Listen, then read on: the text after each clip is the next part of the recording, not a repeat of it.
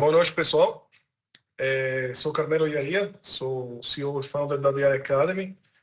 E hoje a gente vai compartilhar com vocês o terceiro episódio da nossa série sobre IA responsável. A gente vai fazer mais descontraído hoje. Tá todo mundo em casa, com pantufa, com chinelo. Boa noite, pessoal.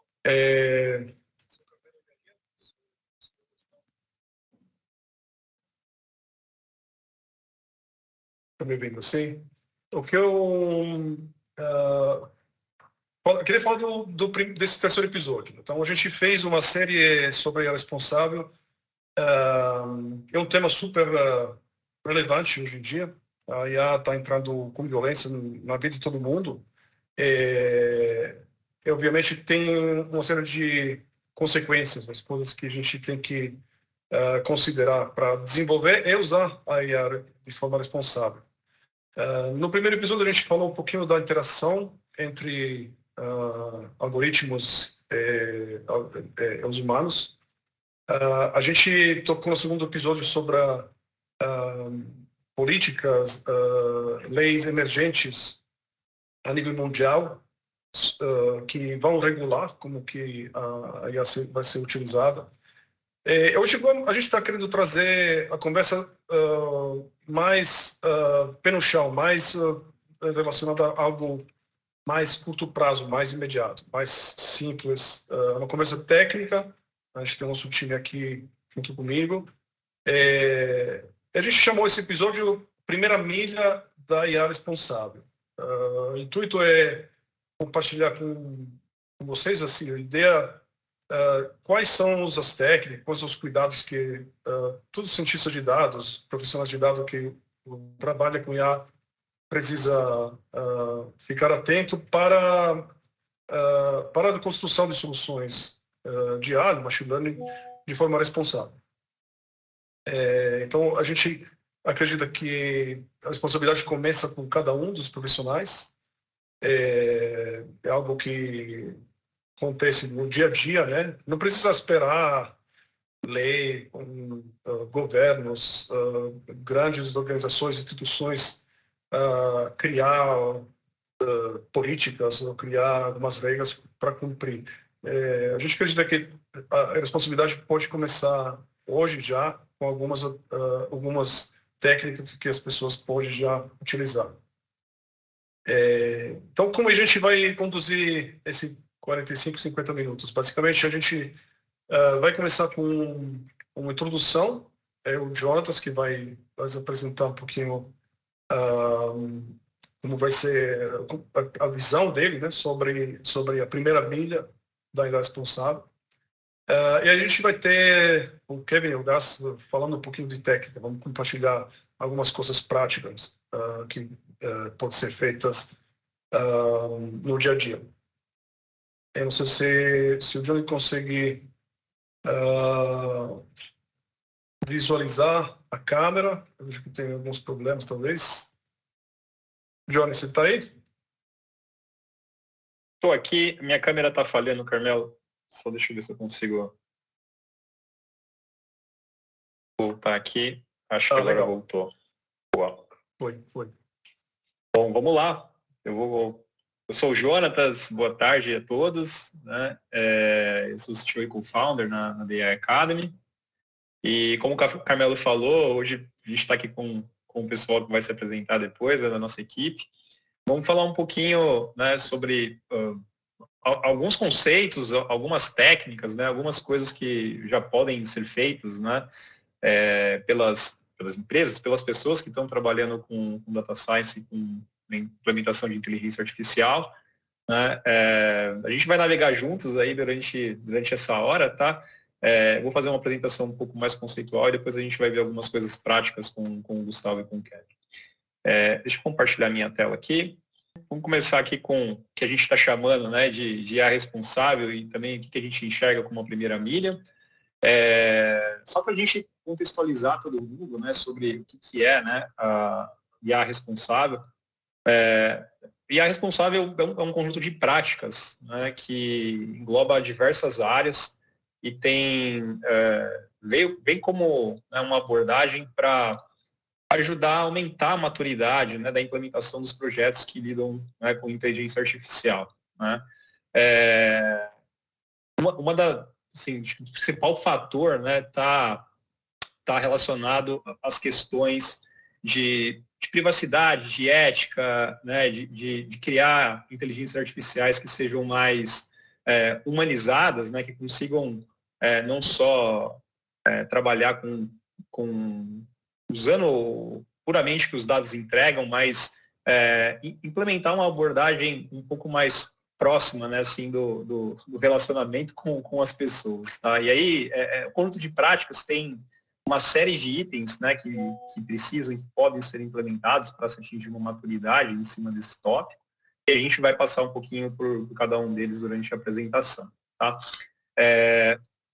Então, aqui, o que a gente chama de guarda-chuva, né, basicamente da IA responsável, como eu disse, são várias áreas, né, que estão sendo tratadas hoje. Então, a primeira área que a gente, né, começa a falar ali é sobre a questão de estar trabalhando, né, uma visão mais do que nunca mais centrada na pessoa, né, no usuário que vai utilizar ou que está sendo impactado pela inteligência artificial, né?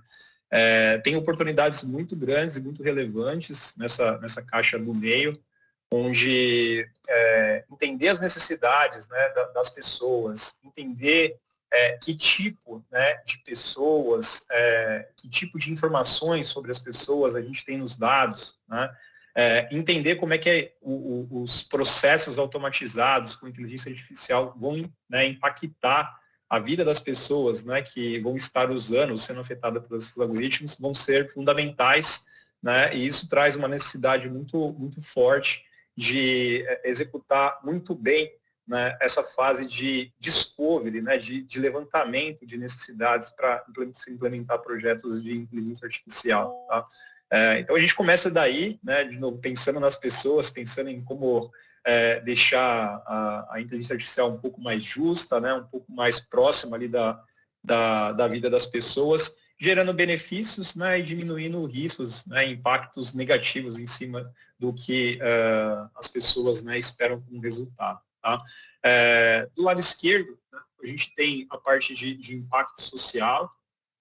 Então, os algoritmos, né, e as técnicas estatísticas, matemáticas, elas não têm, né, sentimento, né, elas entendem os dados, né, de uma maneira diferente do que a gente entende. Né? Então, tem uma preocupação assim, muito relevante, né, com a questão social dentro da parte de IA responsável. Como é que, a partir do momento que a gente cria um algoritmo para atender um determinado público, né, como é que esse algoritmo impacta, né, esses públicos, né, ou as pessoas dentro de um público de uma maneira ampla. Né, e aí podem ter algoritmos que podem favorecer ou desfavorecer determinadas pessoas. Então, começar a ter um levantamento de requisitos, levantar hipóteses, né, sobre essas questões do impacto, né, social, principalmente para grandes empresas que fazem coisas massivas, né, é algo totalmente relevante e tem que se pensar, né, que dependendo do tipo de produto e com o público que você interage, você pode estar favorecendo, né, ou afetando uma grande massa, né, de pessoas. Tá? E é por isso que pode ser, a gente chama de impacto social, porque pode estar relacionado a um indivíduo ou a uma massa de indivíduos,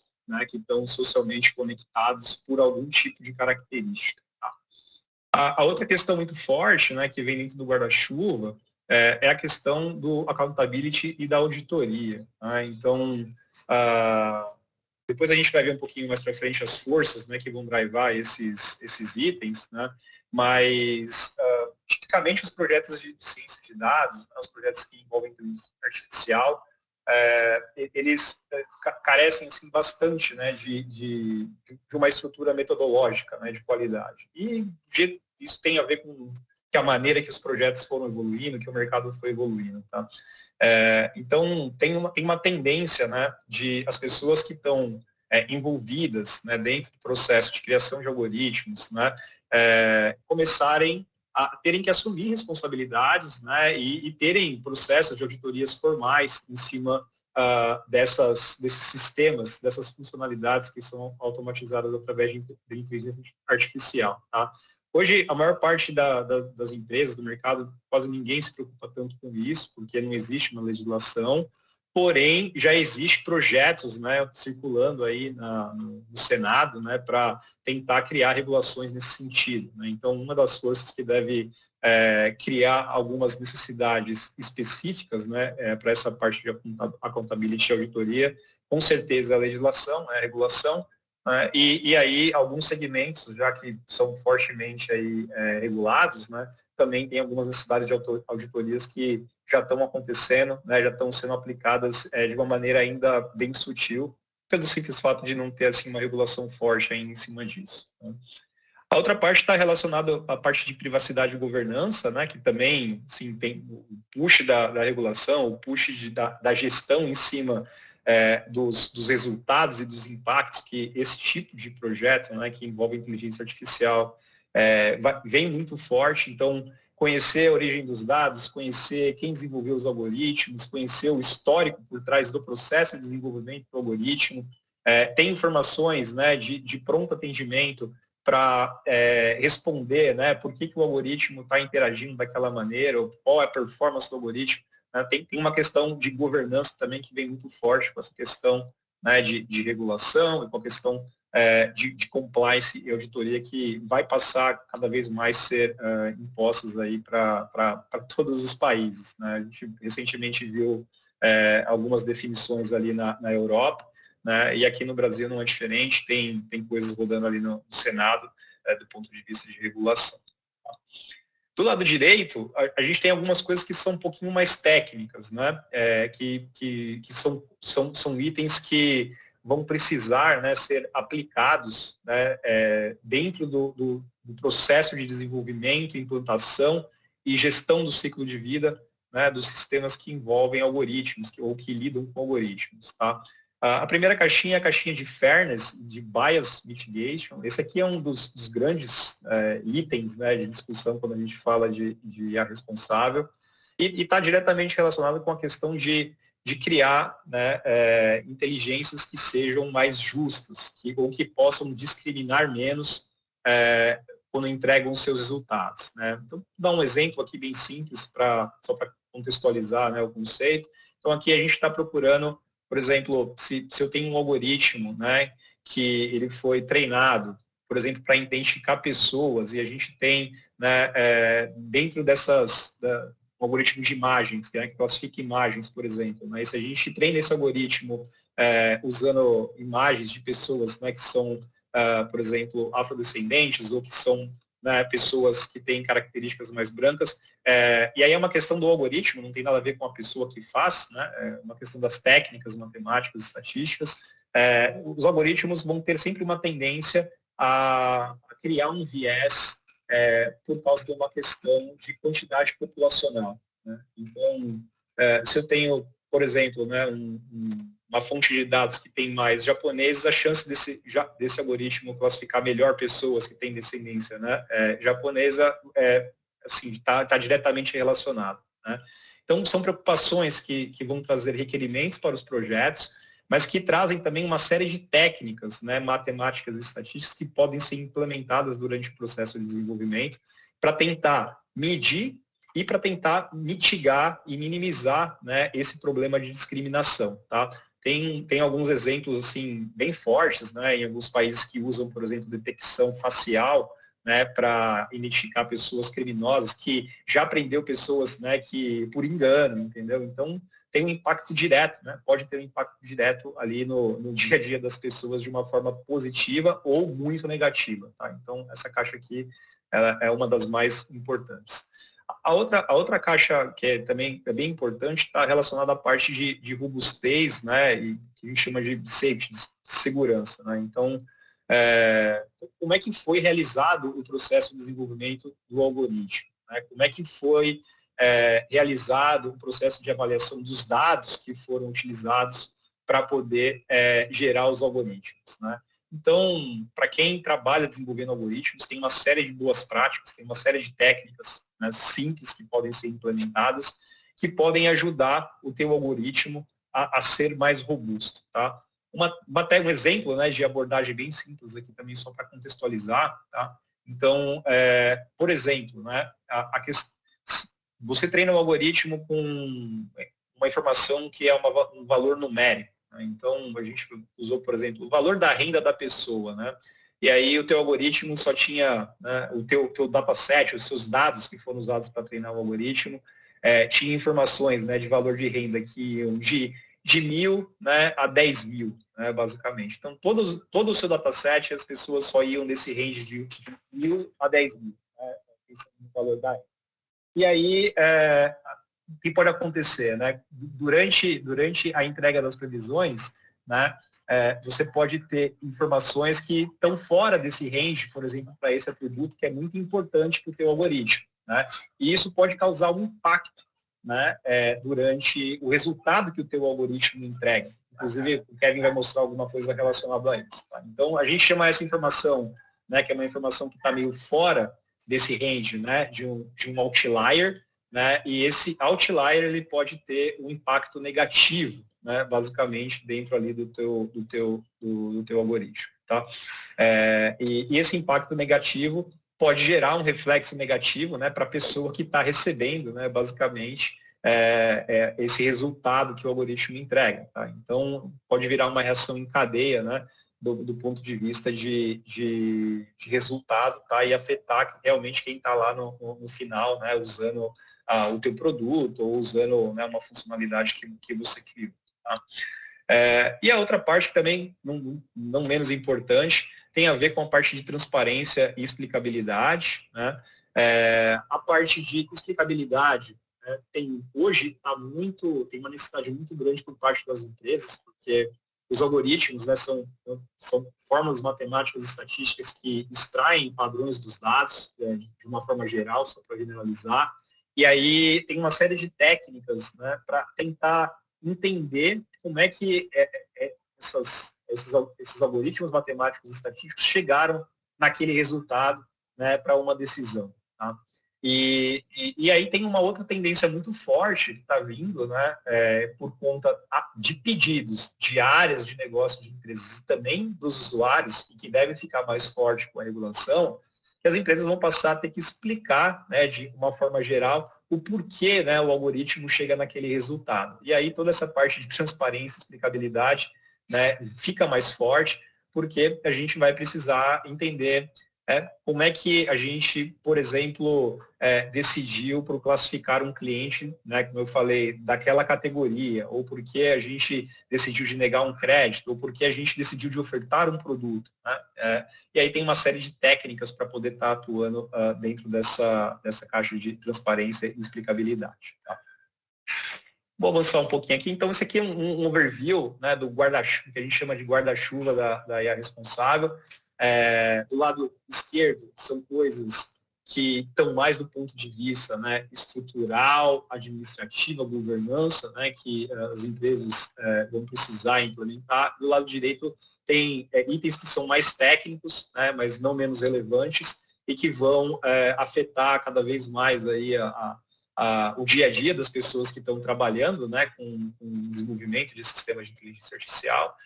E também vão afetar, né, a ideia que de forma positiva, né, os usuários que estão usando esses algoritmos que estão sendo desenvolvidos.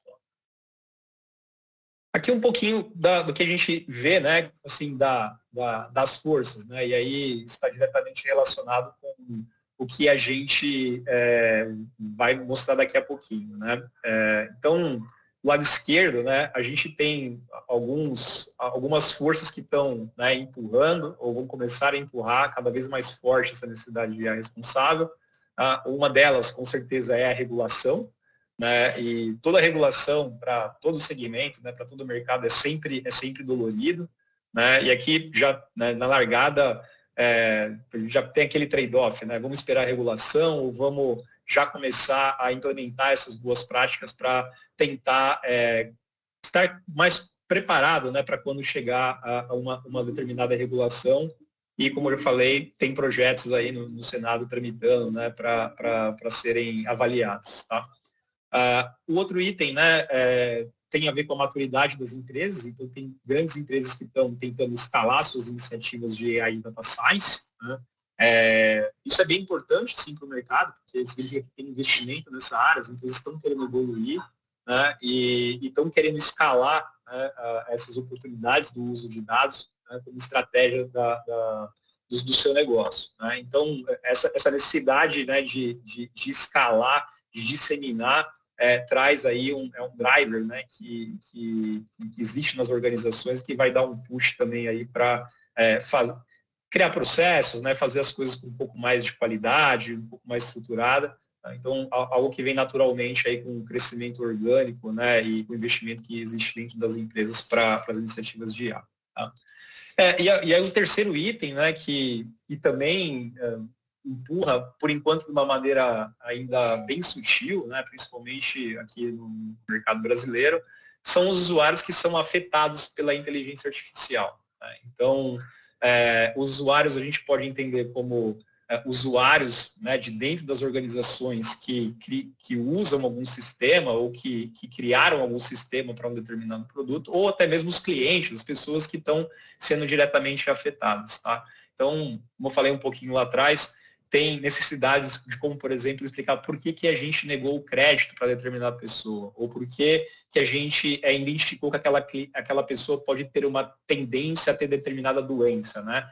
Tem uma necessidade de explicabilidade que já está acontecendo de uma forma bem sutil ainda, mas que com a regulação deve tornar isso cada vez mais forte. Esse aqui são as principais forças que a gente vê, né, que podem empurrar e estão empurrando aí a necessidade de adoção, né, de IA responsável.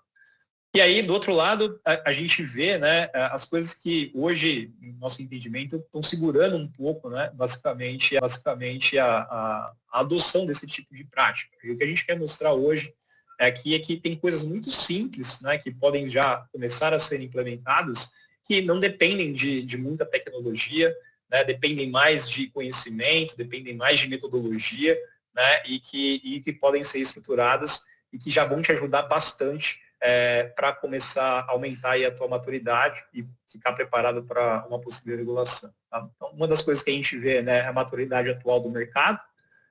Tipicamente, os projetos de data science, né, eles vêm com uma base, né, as pessoas que estão trabalhando de uma forma geral, né, vêm com uma base mais matemática e estatística. Né, os produtos finais, normalmente, de um projeto de inteligência artificial são produtos de software, né, e aí tem um gap bem grande assim, sobre a questão de como desenvolver, de como testar, de como garantir a qualidade, de como mudar de forma ágil, de como automatizar, né, esse processo de desenvolvimento, e isso está diretamente relacionado com o item de baixo. Né? Então tem um leque, uma deficiência bem grande de processos, né, aí nas organizações, e esse leque de processos também está relacionado com a maturidade, né, dos profissionais do mercado. Isso não é culpa dos profissionais, não é uma crítica a nenhum profissional, é uma situação realmente, assim, uma foto, né, basicamente do mercado. Tá? Então, a ideia é que, né, as empresas, né, que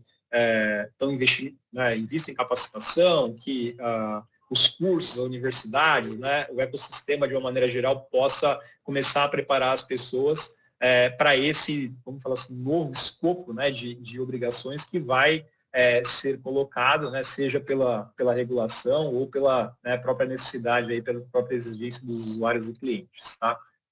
E com isso também tem toda a questão da maturidade das ferramentas. Né?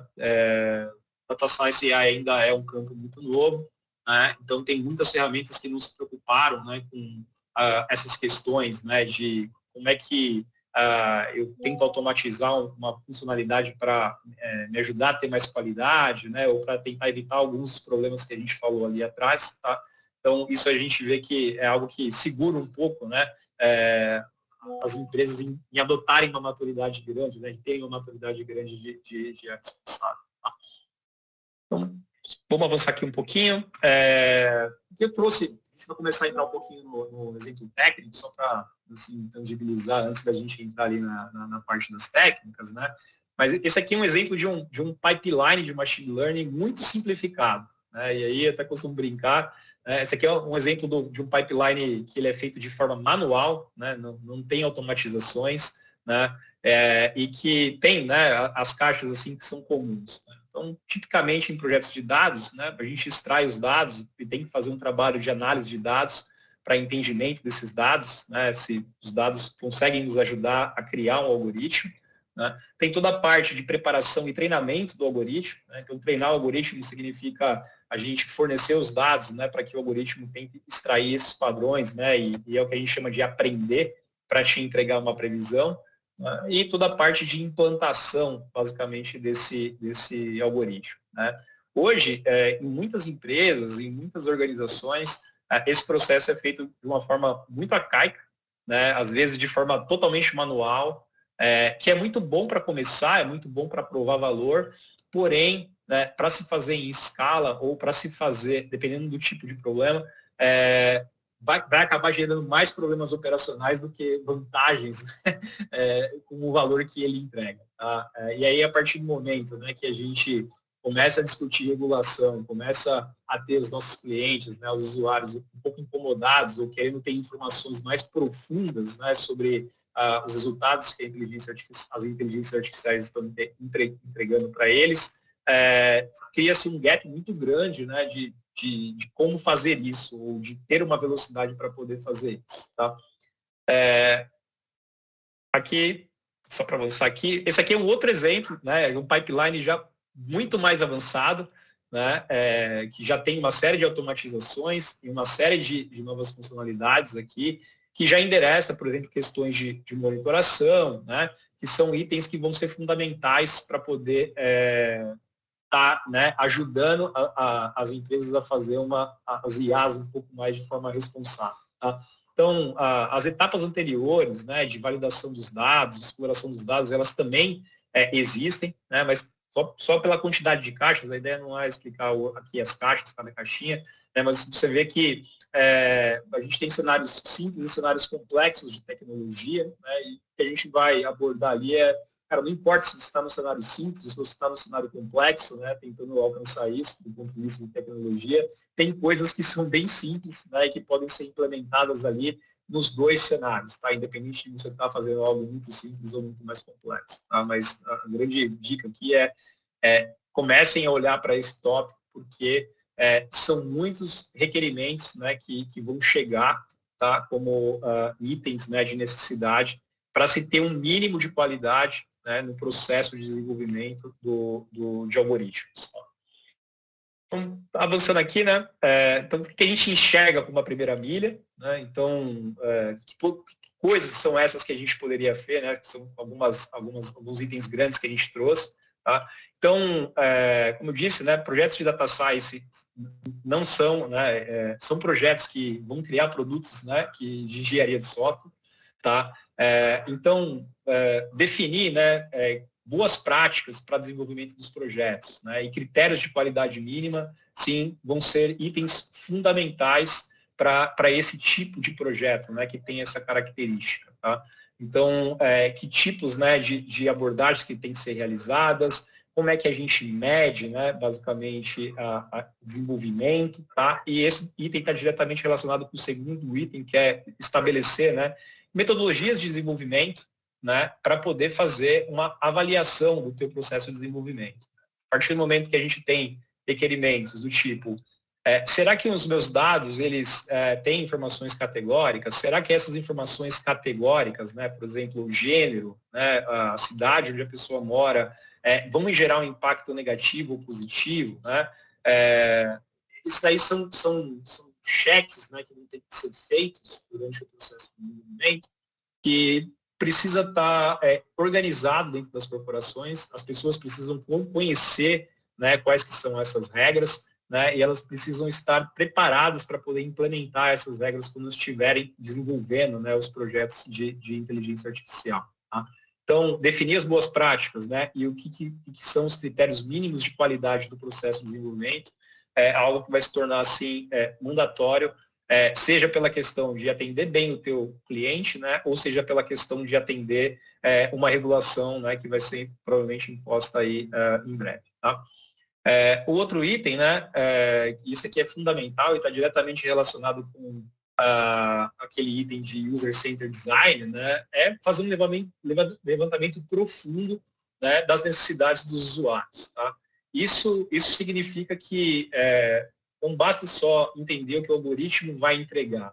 Significa entender como que o processo que está sendo afetado pelo algoritmo, né, vai ficar, que tipo de mudanças que ele precisa ter, né, para poder absorver uma automação no algoritmo, né, como é que esse processo lida com as questões não esperadas que o algoritmo vai te entregar, uma vez que nenhum algoritmo, né, ele tem 100% de eficiência por natureza, né? Então são itens, são perguntas que precisam estar mapeadas, né, e elas precisam estar muito bem documentadas, né, não só no âmbito de quem desenvolve, mas também no âmbito de quem precisa usar o algoritmo. Tá? Então, tem uma necessidade cada vez mais profunda assim, de fazer inceptions, né, definições de negócio muito bem estruturadas, tá? E não só mapear, né, os itens, né, de sucesso, mas também já mapear dentro desse levantamento itens, né, de falha, né, quando a gente estiver trabalhando com as inteligências artificiais. Tá?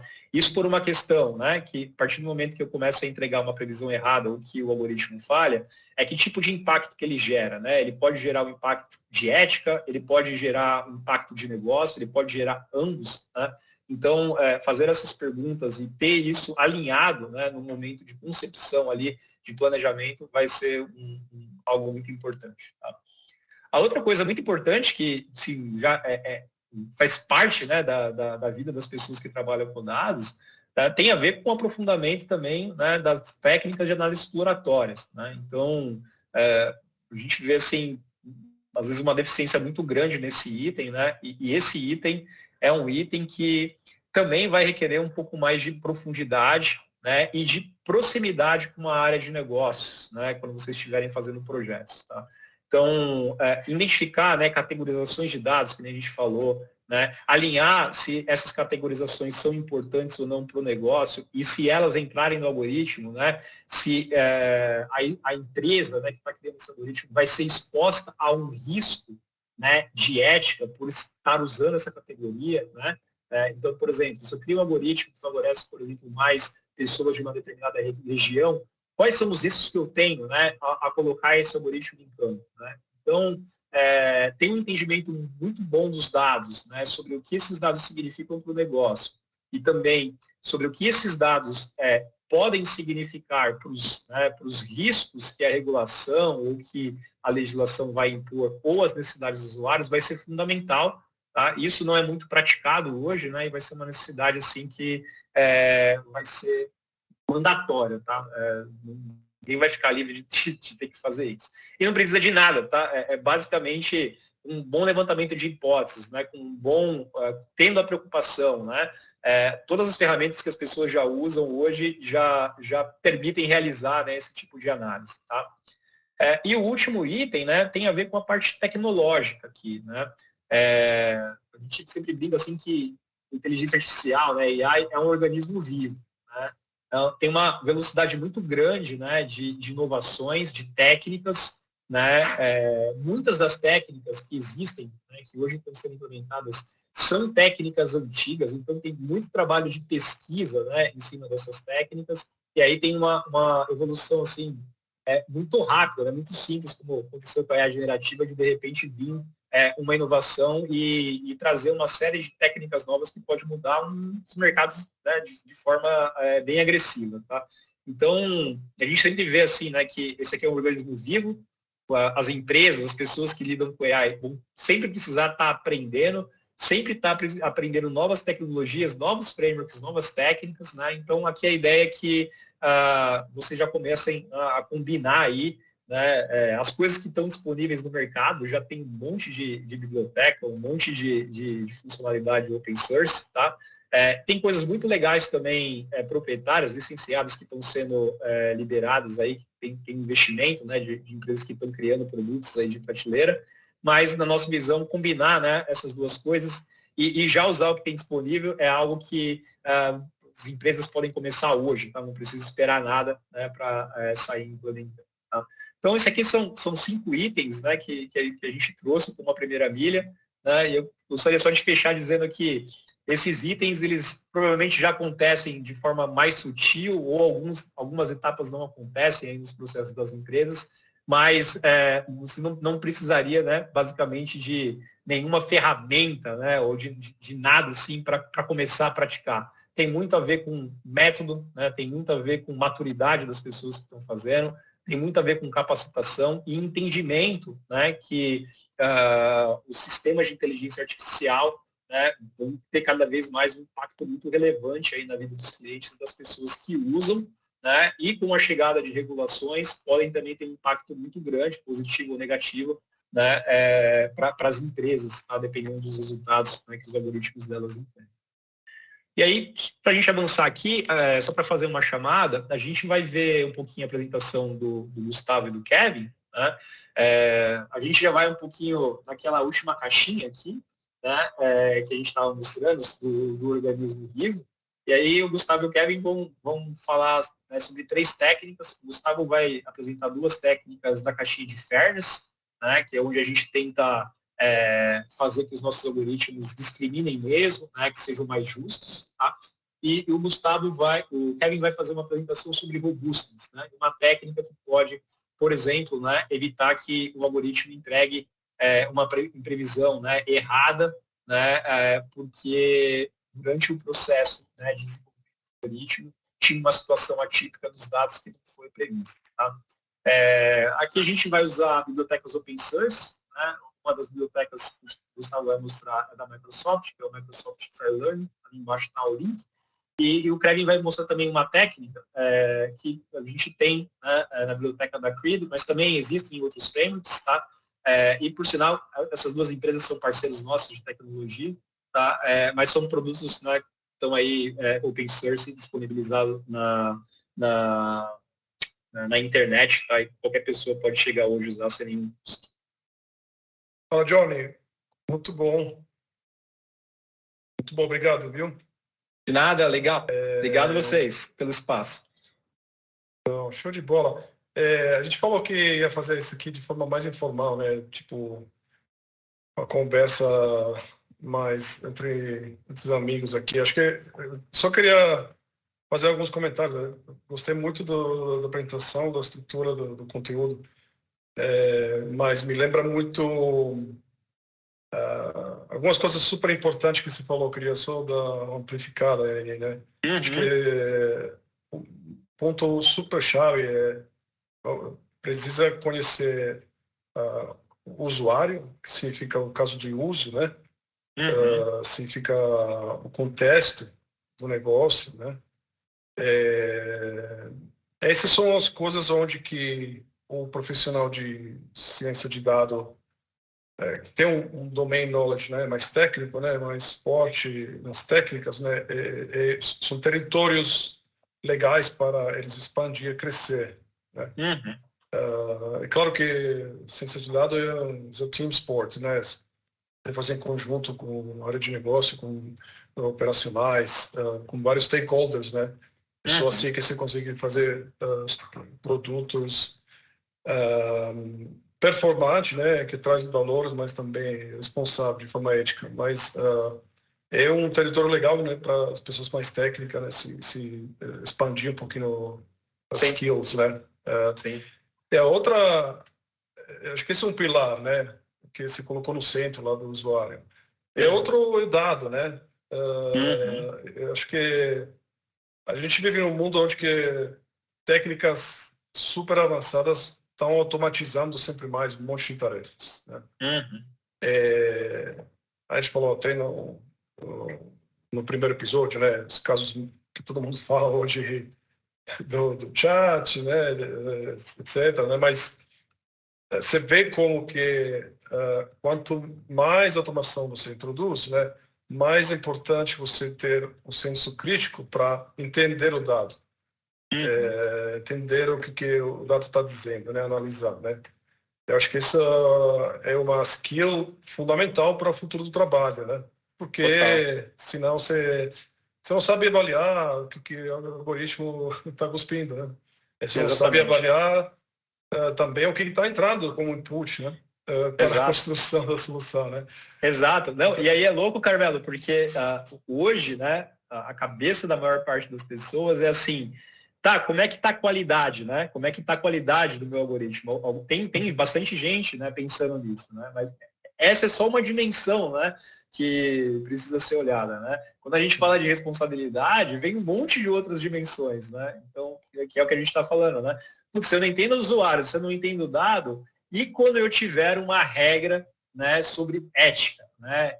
E se eu afetar um público, né, negativamente, por exemplo, com uma comunicação, pelo simples fato de não ter visto que aquela comunicação não deveria ser enviada para, né, esse determinado público, né? Então, usei a feature errada, não equalizei a distribuição das features, né? Isso. Legal. Então, até essa questão da qualidade, né? A qualidade, ela pode acabar ampliando não só a qualidade de F1 score, né, de precisão, mas a qualidade em que a proposta, né, o algoritmo, ele vai te entregar alguma coisa justa, né? Sim. Então pode mudar, né? Na verdade, vai ampliando, né, essa questão da qualidade. Exato, né? E aí, assim, hoje ninguém tem essa preocupação, né? Acho que agora eu abri um pouco o espectro só para a gente ter a conversa, né? Mas então é assim, né? Ok, empresas, né? Vocês vão pôr um algoritmo no ar que vai gerar, sei lá, vamos fazer uma campanha para determinadas, né, público, e aí a gente tenta, né, atingir mais clientes com essa campanha, né? Mas qual é o efeito negativo dos clientes que foram, né, afetados, né, por essa campanha? Por exemplo, um problema de um produto errado ou de uma discriminação. Já aconteceu várias vezes, né, de campanhas aí, das pessoas ficarem, né, bem bravas, né, com o conteúdo que foi colocado, né? Então, talvez o teu resultado negativo, né, que hoje todo mundo só pensa olhando performance, né, acertei ou não acertei, pode virar assim, custo muito alto, né, por uma questão de ética, né, por uma questão da tua marca estar sendo mal falada, né, e isso está diretamente relacionado com a questão do resultado do algoritmo, né. Então essas preocupações não estão na cabeça hoje das pessoas de uma forma geral, e é entendível o porquê, mas, né, é o que a gente está falando, né, são coisas simples, preocupações relevantes que a gente vai precisar, o profissional de dados vai precisar começar a ter ali no dia a dia, né, quando estiver escolhendo o dado que ele vai usar, o algoritmo que ele vai usar, e assim por diante, né? Sim. Assim, é tanto importante nessa conversa, né, que tem tanta polêmica sobre o fato que, por exemplo, o OpenAI não está compartilhando os dados que usaram para treinamento. Então, maior ataques, né, sobre a parte ética, sobre esses modelos poderosíssimos, né, para as coisas que eu consegui fazer, mas tem potenciais viés, né, dentro dos dados que foram usados, obviamente, sem falar dos vieses que são incluso na modelagem post-process, né, para evitar que algumas coisas, né, com reinforcement learning, human in the loop, né, as famosas técnicas que eles estão usando, né, lá, assim, tem o lado bom, porque você está querendo policiar, né, alguns comportamentos de alucinação, mas tem o lado que você está fazendo alguma escolha, você pode introduzir outros viés. Isso, né? Exatamente. Então, bem interessante esse tema aí. Eu acho que é o Kevin que vai falar agora. Próximo. É o Gustavo. Tá, Gustavo primeiro? Show. Beleza? Vamos lá, começar a apresentar aqui o pessoal. Bom, pessoal, então, eu sou o Gustavo. Estou fazendo essa consultoria com o pessoal aqui da AI Academy. Bom, o que a gente fez uma proposta aqui, né, para mostrar um pouco sobre, dado, né, a necessidade que a gente tem ali, né, de trabalhar, né, com Responsible AI, né, a gente tem uma das questões que a gente olha é justamente a questão do fairness, né, ou seja, a gente garantir que o algoritmo ele fique justo, né? Que tem uma certa justiça na sua, tanto no processamento, né? Pode ser o anterior, durante o processamento do algoritmo, ou depois, né? Na hora de fazer a predição. Então, existem, né, algumas implementações, né? Uma delas é a da Microsoft, que eu vou mostrar aqui, que é o Fairlearn, tá? Mas existem outras implementações também, da Credo, né? Também tem algumas implementações, tá? Então, para esse universo de processamento Python com data frame, né? A gente tem ali vários, né? Bastante implementações aí que a gente pode já ir utilizando, ok? Então, eu vou mostrar aqui para vocês, tá? Duas técnicas, né? O Demographic Parity, né? E o Equalized Odds, tá? Dentre as que já tem implementado no Fairlearning, né? Então, só para a gente poder conceitualizar o que seria, né? A gente pegar, a gente tem lá o nosso dataset, o nosso algoritmo, por exemplo, de classificação, né? E eu quero que ele tenha essa característica de fairness, ok? Então, quando a gente fala dessa característica de fairness, a gente precisa saber, né, em que contexto que a gente vai incluir, né, essa característica de fairness, tá? E para cada contexto, por exemplo, a gente tem ali uma métrica, né, diferente, né, uma abordagem diferente. Por exemplo, a gente vai falar aqui sobre o Demographic Parity e o Equalized Odds, tá? Que esses caras eles são implementados no momento da calibração lá da predição, tá? A gente chama disso que são técnicas de redução, né? Que elas podem ser usadas para calibrar a previsão do modelo, tá? Então, tanto o Demographic Parity, o Equalized Odds e as outras técnicas, né, que podem ser aplicadas no pós-processamento, tá? Então, esse cara ele atua ajustando o limite de decisão, reajustando o peso, né? Ali com base na distribuição dos atributos protegidos, os atributos sensíveis que a gente chama. Okay? Então, basicamente, o Demographic Parity, okay, ele é uma métrica que ele visa garantir uma previsão, né, de um modelo, né, que seja independente de um grupo sensível. Tá? Quando a gente fala de grupo sensível, a gente fala assim, ó, temos uma variável, tá? Por exemplo, variável de raça, de gênero, né, que são conhecidamente como variáveis, né, que tem um grupo sensível. Então, um grupo sensível seria, por exemplo, gênero, a gente tem o gênero, por exemplo, masculino e feminino. Tá? Então, esse seria o grupo sensível, né? E o Demographic Parity tenta fazer com que o modelo ele se desassocie dessa correlação forte que pode haver, né, com esse grupo sensível, ok? Então, resumindo ali, o Demographic Parity ele tenta alcançar a probabilidade de uma certa previsão não depender ali daquele grupo sensível, né, tentando fazer essa justiça, né? Então, quando é que a gente vai usar, por exemplo, né, quando a gente quer, por exemplo, mudar o estado, né, atual, né, daquele problema e melhorar ele, né? Quando a gente quer que grupos minoritários, né, eles possam atingir a mesma chance de ser escolhido de grupos majoritários. Tá? Um exemplo, né? Por exemplo, se a gente tem lá no processo de seleção de pessoas, tá? No caso aqui, coloquei para engenharia de software ou qualquer outra profissão, né? Que a gente tem ali mais homens que normalmente são escolhidos do que mulheres.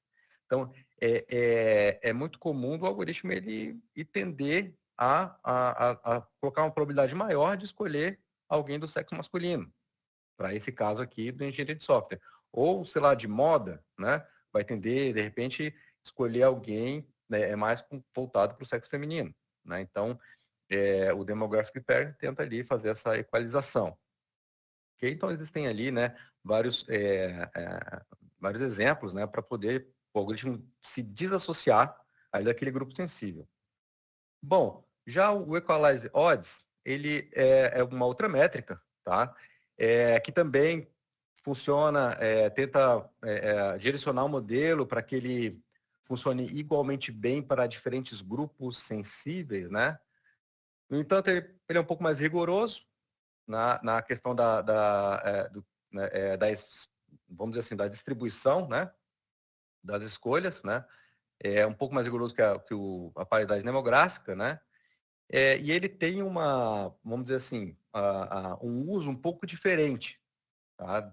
Do demographic parity. Ele não foi projetado, né, para que a decisão de escolha seja igual que nem o demographic parity.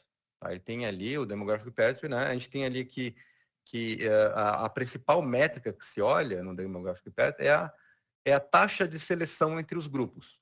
Né? Por exemplo, que os grupos, no exemplo, do sexo feminino sejam tão bem escolhidos quanto os grupos do sexo masculino. Tá? O Equalize de Odds tem um objetivo um pouco diferente. Né? Ele tenta fazer com que os dois grupos tenham as mesmas taxas de falso positivo e verdadeiro positivo. Ou seja, né, não é exatamente na taxa de seleção, mas garantir que as classes que forem escolhidas, né, tenham essas taxas, tanto de falso positivo como verdadeiro positivo, equalizadas.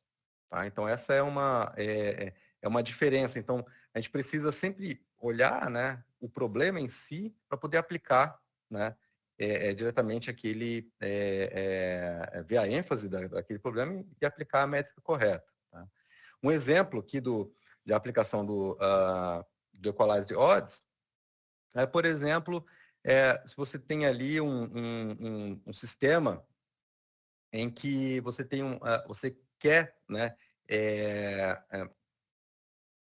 desassociar, né, por exemplo, a questão de escolha de reincidência, né, de reincidência para pessoas que tenham, que possam cometer crimes ou não.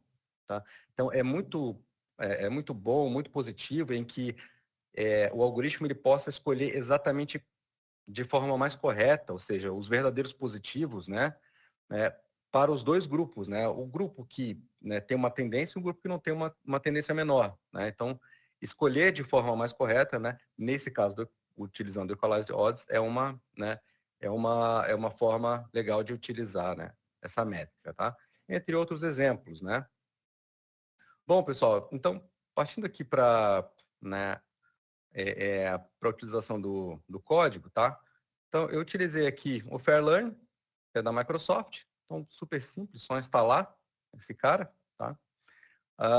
Eu já fiz a execução aqui, que ele demora um pouquinho, né? Então, a gente vai utilizar aqui, pessoal, como o problema a ser verificado aqui, né? Como estudo de caso, prever lá, por exemplo, se o indivíduo ele ganha acima ou abaixo, né? De 50 mil dólares por ano, tá? Então, esse é um dataset do próprio sklearn, ok? E sobre esse dataset, né, que ele já tem um seu viés natural, né, a gente vai dar uma olhada, né, como é que o Gradient Boosting pode classificar, né, né, fazer essa classificação das pessoas, né, que ganham mais ou menos, né, utilizando ali, tá, com e sem o Demographic Parity e o Equalized Odds para a gente poder entender, né, onde exatamente essas duas métricas, né, elas podem atuar, ok? Então, depois de um tratamento aqui dos dados, tá? Não vou entrar em detalhe aqui no tratamento dos dados, a gente tem aqui uma distribuição, por exemplo, tá? De pessoas, né, das pessoas que ganham acima de 50 mil. Então, esse aqui vamos dizer assim, é o dataset, né, real, que a gente vê que a gente tem ali, né, cerca de 30% dos homens no dataset recebem, né, acima de 50 mil, né, e um pouquinho mais de 10% das mulheres somente, né, recebem acima de 50 mil. Então, a gente tem ali uma disparidade, tá, bem visível, né, de 3 vezes, né, praticamente 3 vezes entre, né, o sexo feminino e o sexo masculino. Então, aqui a gente já tem uma injustiça no próprio dataset. O dataset ele já tem essa característica. Então, se a gente for, né, pegar um algoritmo de classificação, né, ele vai herdar, ele vai absorver esse viés. Tá? Então, só para demonstrar, né, utilizando lá o Gradient Boost de forma bem simples, tá? Utilizando algumas métricas, né, para a gente poder visualizar a acurácia, o recall, tá? Que é justamente o recall para a gente poder verificar a questão dos falsos positivos, né, e dos verdadeiros positivos, tá? E o selection rate, tá? Que é a métrica que a gente utiliza para poder dar uma olhada ali no Demographic Parity, por exemplo, tá? Mas olhando aqui, né, o Gradient Boosting, puramente, né, ele é aplicado a esse dataset herdado, né, com essa característica de fairness, né, no caso é unfair, né, a gente tem ali, né, algumas métricas que a gente pode ver, por exemplo, o selection rate, a gente vê naquele, o selection rate dele, né, a gente vê que ele herdou basicamente o comportamento, tá, do próprio dataset, ou seja, né, mais homens, né, e menos mulheres seriam selecionados, tá? O recall ficou ali, né, não teve uma diferença tão grande, tá, de verdadeiros positivos e falsos positivos, tá? E a acurácia ali, né, foi uma acurácia que, só para falar exatamente lá, né, para mulheres 93% e de homens 83%, uma média ali de 86% a acurácia, ok? Bom, se a gente quisesse colocar uma justiça nesse negócio, a gente pegaria aqui, então, o Demographic Parity, tá? Então, o Demographic Parity, né, como eu falei para vocês, ele vai tentar aplicar para poder, né, esse é uma, tanto o Demographic Parity como o Equalized Odds, eles são aplicados ali no momento, né, da predição, né? Por isso que a gente diz que ele está sendo usado em post-processing.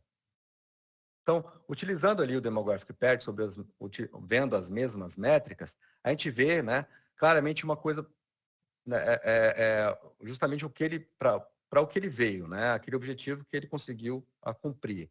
Ou seja, a taxa de seleção dele já mudou, né, e a gente consegue ver que tem ali uma equidade maior, né, de tanto homens como mulheres que seriam selecionados, tá? Aí vem aquela preocupação, mas em relação à acurácia, a acurácia também se manteve muito parecida, tá? A acurácia ali praticamente não mudou, tá? Ficou ali em torno de 86% a média, então a gente não teve uma perda na acurácia, né? E a gente, além de não ter a perda na acurácia, a gente teve um ganho no selection rate, tá? Mas, como a gente está trabalhando com o Demographic Parity, o recall, né, continua diferente, o recall, né? Na verdade, ele até piorou um pouco, o recall. Tá? Ou seja, que não é o objetivo ali dessa métrica, e sim o objetivo do selection rate. Ok? Então, se a gente pegar aqui, no geral, tá? Se a gente pegar aqui a taxa de seleção, né? De pessoas, né? Tanto o sexo feminino como masculino, no modelo original, tá? Ou seja, ali simplesmente utilizando o Gradient Boosting sozinho, a gente teria aí essa diferença bastante grande, tá? Ao invés de utilizar, né, o Demographic Parity como métrica, a gente tem ali, né, uma justiça maior ali, uma equidade maior, né, nessa distribuição do selection rate. Ok? Bom, o Equalized Odds, né, como eu já havia falado para vocês, ele tem uma ênfase maior ali, né, em lidar com os falsos positivos, né, verdadeiros positivos. Então, se a gente aplicar sobre o mesmo problema, né, utilizando o Gradient Boosting, utilizando o Equalized Odds, tá? A gente tem o resultado vai ser diferente, tá? Mas exatamente o que a métrica se propõe. A acurácia, ela se manteve, tá? Se manteve praticamente a mesma coisa, ou seja, não mudou, tá? O selection rate continua, né? Vamos dizer assim, continua ruim, né? Em relação ao original e em relação ao Demographic Parity, mas o recall entre eles, que é justamente ao que a métrica se propõe, né, de, né, fazer uma equalização ali dos verdadeiros positivos e dos falsos positivos, tá? Aí ela atingiu esse cara aqui, esse equilíbrio, tá? Então, a gente tem ali, se a gente pegar o recall, né, entre o original, tá, e o mitigado, a gente vê que, né, utilizando o Equalized Odds para esse caso, a gente tem um recall mais equilibrado. Ok? Então, pessoal, essas são as duas técnicas, existem outras técnicas, tá? Né, para poder a gente utilizar esses algoritmos e obter ali, né, só de fairness, né, existem mais outras técnicas, tá? Então, por hoje, né, apresentamos aqui o Demographic Parity e o Equalized Odds, tá? E é isso. E aí volta naquele item que estava comentando, né, assim, é um organismo vivo, né? Cada dataset vai ter uma necessidade, né? Dependendo do tipo de framework ou de algoritmo que você escolher, vai ter uma necessidade, né? E aí saber escolher a técnica certa, né? Para poder atender aquele teu objetivo, né? Combinando todas essas coisas, né? Vai ser um negócio que vai requerer, né? Implementações contínuas, né? Isso, Técnicas contínuas. É lá do Inception que vem, né? Lá do Inception, vem aonde? Entendendo o problema, né? Vendo que aquele problema é um problema que a gente que pode ter um problema de justiça, de fairness, e ver ali, não, eu acho que eu vou utilizar um equalizer de odds aqui, ou então um demographic parity, tá? Ou então uma outra técnica, né? Qualquer, para poder, né? Colocar uma caixa de ferramenta que a gente tem que saber usar direitinho, né? Aonde a gente vai aplicar. Bom, Graça, antes de passar para o Kevin, a gente está furando um pouquinho o horário, mas eu gostei bastante. O objetivo era esse, né? Mostrar algo que bem simples, né? Bem básico, que faz um impacto muito grande, né? No final das contas, no resultado, das decisões que as empresas estão fazendo. Quando está falando de aplicações de dar crédito ou não dar crédito, você fez o exemplo do sexo, pode ser uma outra variável, renda, né? Sabe? Ou CEP, né? Do pessoal de onde que mora. Assim, tem várias variáveis que, assim, como você falou. Exatamente, o bairro, né? O bairro onde a pessoa mora, exato, boa.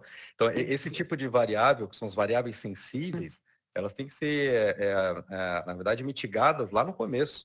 Exato. Lá no começo, porque o dado traz esse viés já na largada, traz né? o vício, então a gente mitiga lá no começo, né? Verifica essas variáveis. Aí depois, esse aqui é o nosso grupo sensível, vamos ver como é que está esse grupo sensível, o que a gente quer com esse grupo sensível. Aí a gente abre a nossa caixa de ferramenta e aplica ali. Sim. Isso.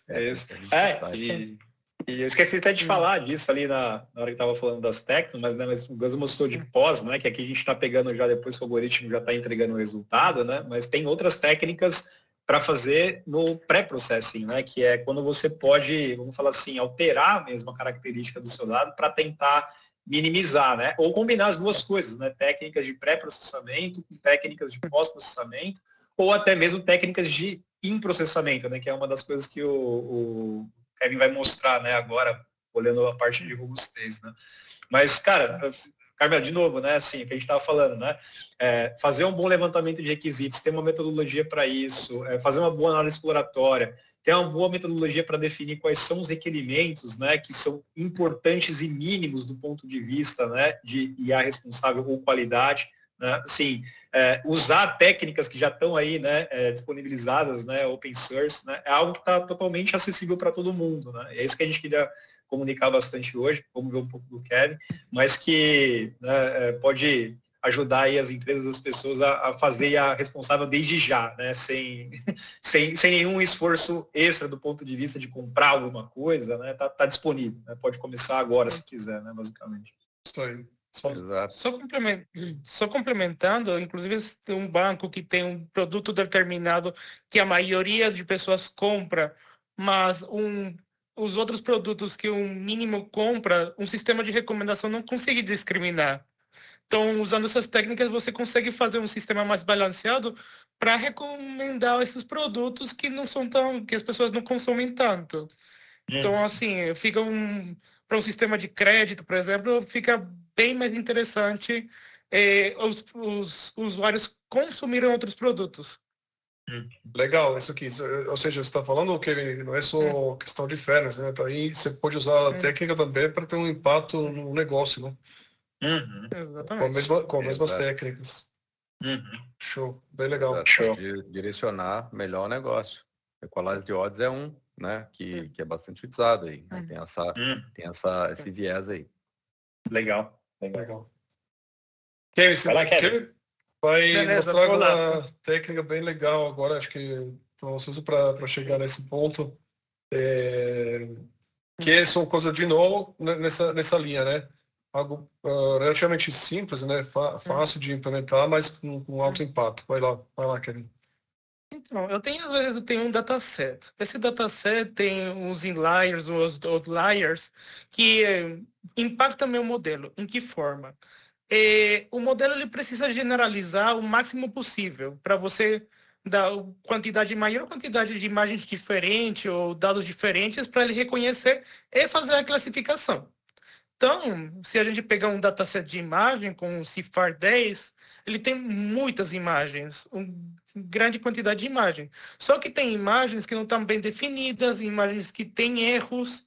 Então, isso consegue impactar de um jeito negativo o meu dataset.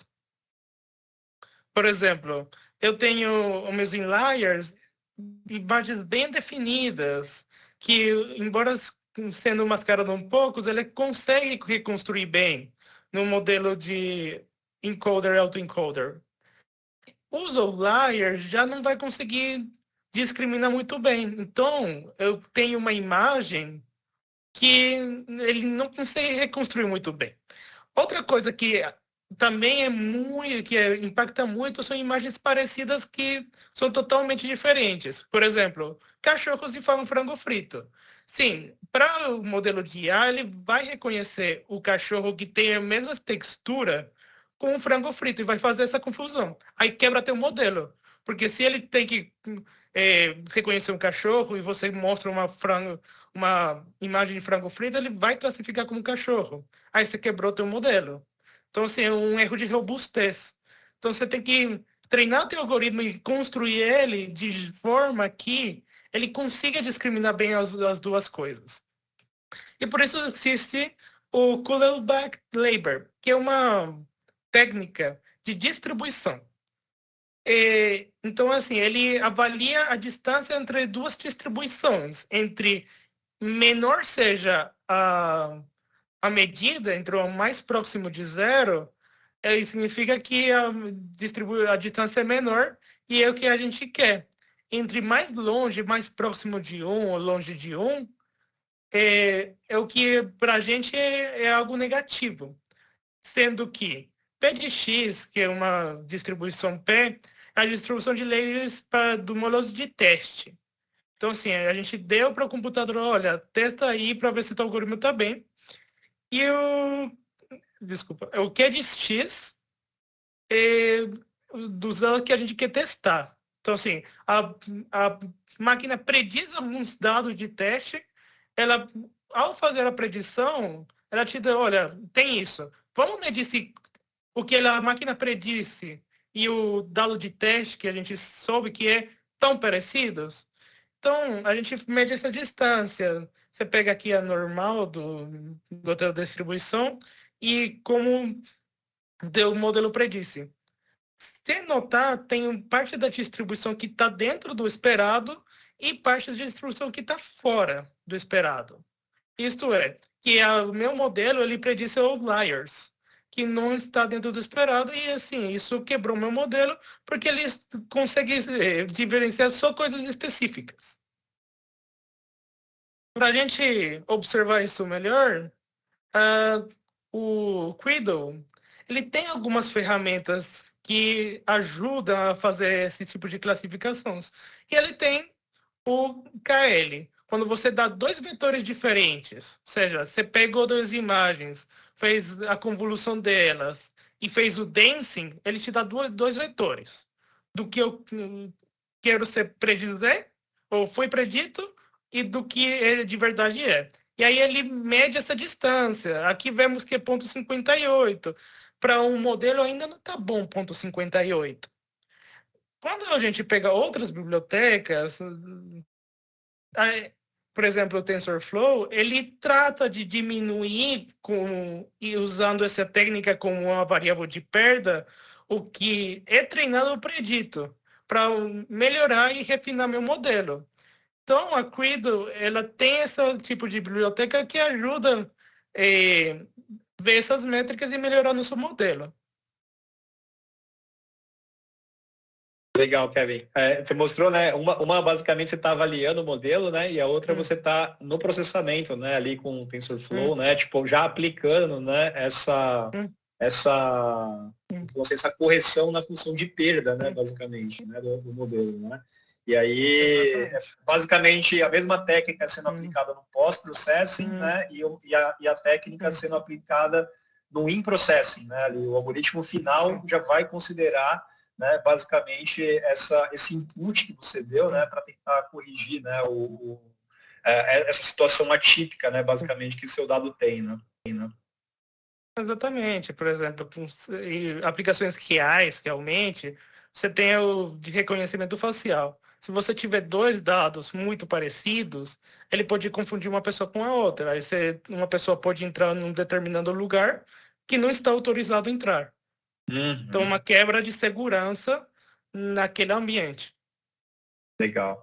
Você tinha falado, né, que portaria eletrônicas, né, essas coisas, são aplicações desse tipo, né? Você tem que ter um algoritmo super robusto, então a robustez é muito boa para poder ter um nível de segurança para as pessoas que moram lá no prédio, né? Exatamente. Mesmo no ChatGPT, por exemplo, você tem esses erros. Ele não consegue generalizar o texto. O texto ele faz do mesmo jeito todo o tempo. Só modifica as palavras, o jeito das palavras e tal. Mas o texto é o mesmo. Ele consegue aprofundar e discursar ainda. Então são coisas que têm erro de robusteza e a gente vai explorando eles. Esses são muito legais, porque eu falo, né? Tipo, o custo de uma previsão errada, né? Se a gente pega hoje, né? Assim, em linhas gerais, né? Tem um déficit muito grande ainda, né? Uma carência muito grande de processos de monitoração, né? Aí nas empresas, né?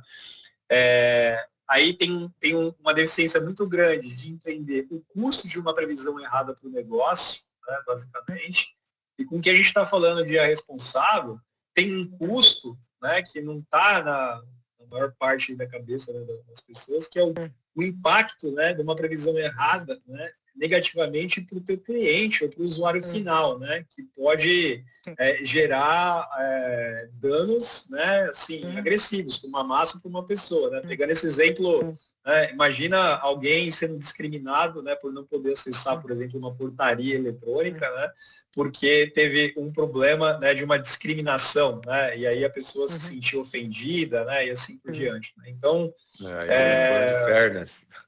Exato. Então, cara, assim, é bem complicado, assim, por isso que é importante, né, assim, eu brinco, né, assim, quer esperar a regulação ou não, né, porque tem um valor muito grande de entender esse custo desse erro para o negócio, isso, assim, deveria, né, acontecer de uma forma já, assim, de imediata, né, então, o custo da previsão errada, quanto que ela me custa, né, mas tem um custo que vai ter um preço, né, intangível, dependendo da situação, e está relacionado com as questões éticas, né, de discriminação, etc., que vai chegar, né, basicamente aí a regulação, né? Então, muito legal esse case, muito bacana mesmo.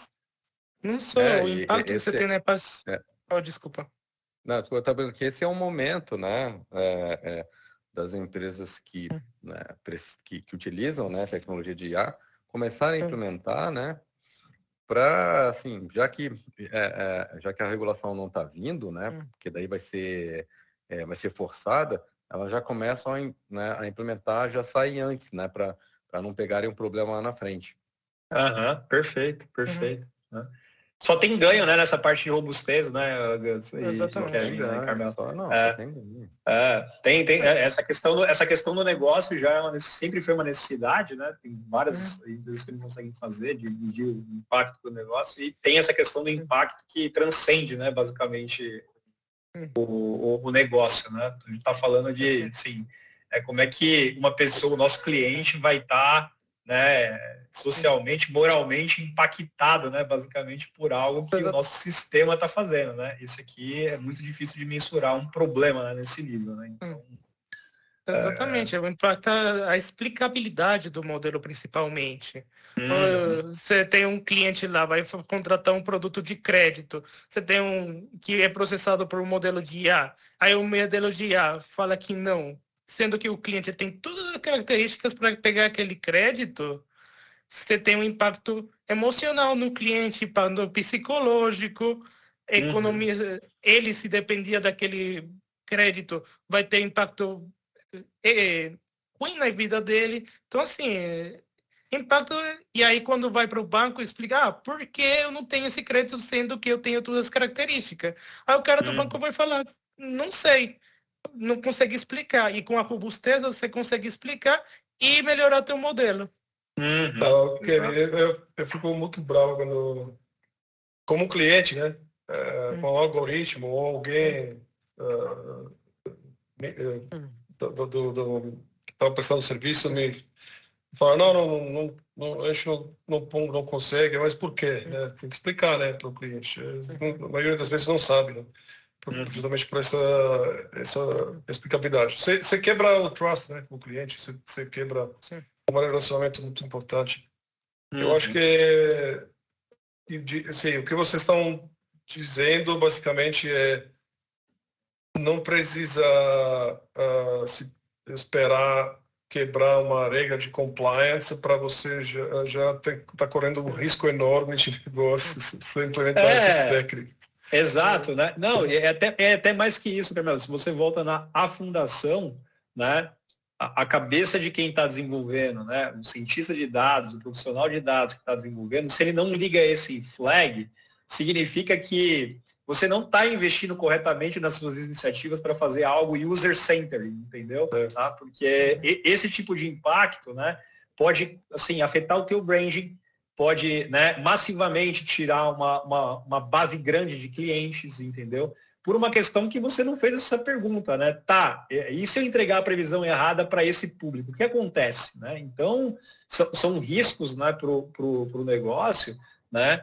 E flags, né, que são importantes de se ligar, né, já lá na largada, no processo de inception, definição do problema. Né? Aí sim, né, dá para dizer, cara, a gente está pensando, né, no cliente final, né, basicamente. Né? Então, é um assunto complexo, mas que, de novo, né, já afeta a vida das pessoas hoje, né, e vai afetar cada vez mais, né, com toda o movimento, né, de adoção em escala de inteligência artificial.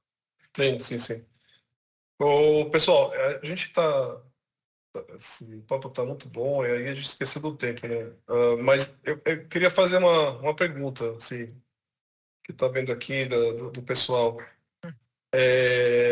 Acho legal, o pessoal está falando aqui, legal você mostrar essas técnicas, mas vem cá, assim, isso aqui, se mostrar um dataset minúsculo, um Jupyter Notebook no seu computador, mas aí, vida real é um pouquinho mais complexo que isso, não é?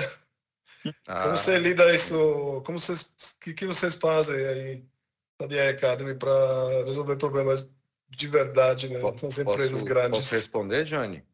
Fica à vontade, galera. Tá. Bom, nesse caso, assim, ó, eu acho que é bastante válido, né, utilizar ali todas essas bibliotecas, né? Elas te dão uma noção, né, para você poder entender o impacto, né? E principalmente a importância disso aí. Agora, cara, quando a gente fala de Big Data, né? Daí eu, né, falo para vocês que procurem a gente. Exatamente.